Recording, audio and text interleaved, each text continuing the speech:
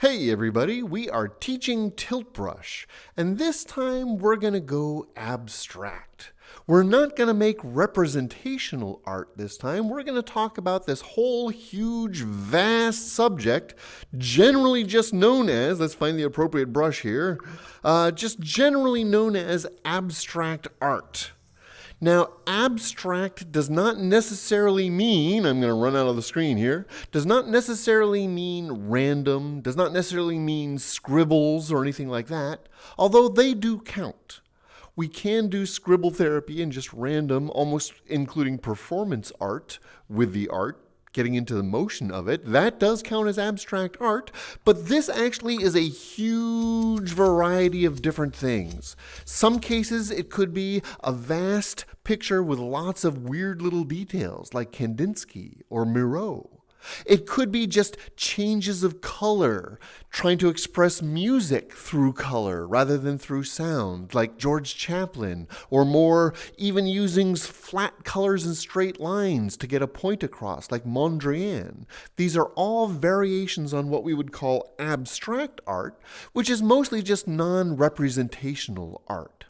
You could go surreal like Dali, where you take real-world objects and put them into obviously unreal situations. You'd never see the moon in a purple sky, for example. The nice thing for us as an artist is there's no real rules. Nobody can tell you you're wrong because you're just not trying to make what they have in their head. You're just trying to express what you have in your head. Now, people can also use this for experimentation with the tools. So rather than trying to make a moon look like a moon, we could see how we could take these other tools to give moon images and give the moon feeling without actually trying to make exact craters and that type of thing. So the whole point of abstract is to not create a photograph, but to inspire something in the viewer. Sometimes it's emotional, trying to make a picture that gets people excited or afraid or calmed down. What colors you choose can have a strong effect to the abstract feelings you're trying to create. We actually talk about using color choices to get different moods and settings. The style of representation, since we're in VR, can get a lot more intricate as well. So an artist like Mondrian, famous for straight lines and flat colors, we can bring that style into 3D. So instead of just a flat straight line, we can actually use one of our hull plate brushes to make planes as opposed to just horizontal or vertical flat lines. And now we start bringing color into these spaces. So even though it's not a two-dimensional picture, we can start bringing in those types of elements that the various artists we enjoy and how we can bring those styles into the 3 dimensions. I'm going to get rid of those because they're going to cover up my moon. So abstract art doesn't have to be totally spontaneous, scribbling as you go. Some artists like Jackson Pollock and other ones that are famous for color sprays and paint sprays, those are very spontaneous, a lot of motion. We have things like our particle brushes. Let's get some embers going, as ways of getting a lot more motion, a lot more vitality. Even things like fire brushes gives us motion within the painting, so as we gesture, as we move, it keeps some of that energy, some of that feeling involved. It really starts coming down to what are you trying to bring out with your abstract art. Whether it's emotion, it could be merely representing music. So I like to paint to music. So if I'm not painting a subject matter, I'm willing to let the music move me, see what colors, see what textures begin to develop. Some people will go into abstract art with a very specific plan. Like I mentioned with Mondrian before, it is so mathematically precise, it's not something you're making up on the fly, but you're thinking about the relationship of sizes and colors. Don't forget with Tilt Brush, we can save this sketch multiple times under multiple names, so we can do variations and experimentations on a theme depending on the tools that we've got and what we're trying to represent. So the whole point of abstract art is what's going through your head while you're creating it, and what does that inspire in the viewer.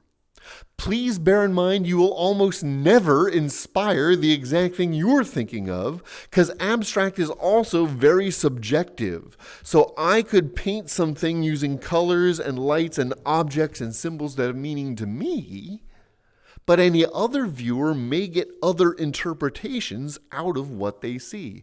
Abstract art really emphasizes that. Abstract art is much more about the viewer and their relation to your final object. I might have been very angry while I was painting it using colors that anger colors, but another viewer may see it as a beautiful, happy scene or serene.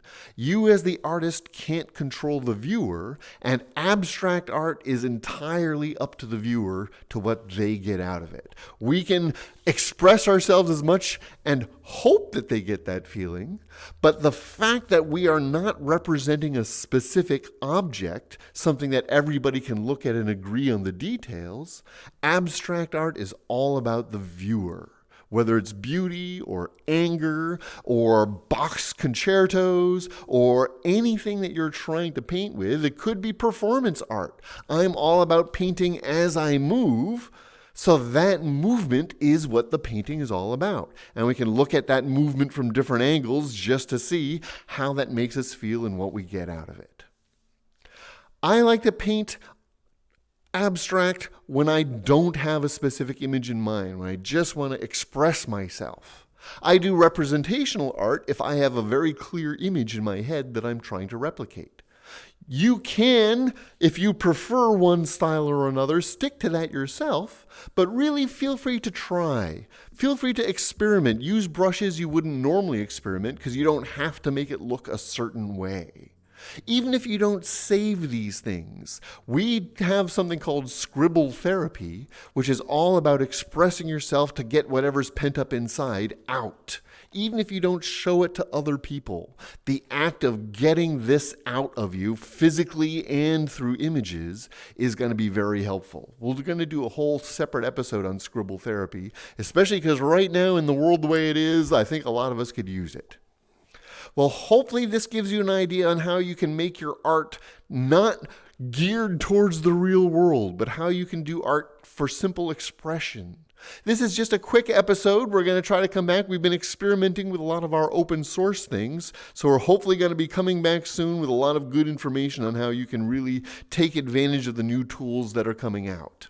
Let us know if you have any questions. Let us know if you have some ideas or suggestions. We're going to be doing a whole episode on the scribble therapy just so you can see how movement and expression is good for the mind and good for the soul.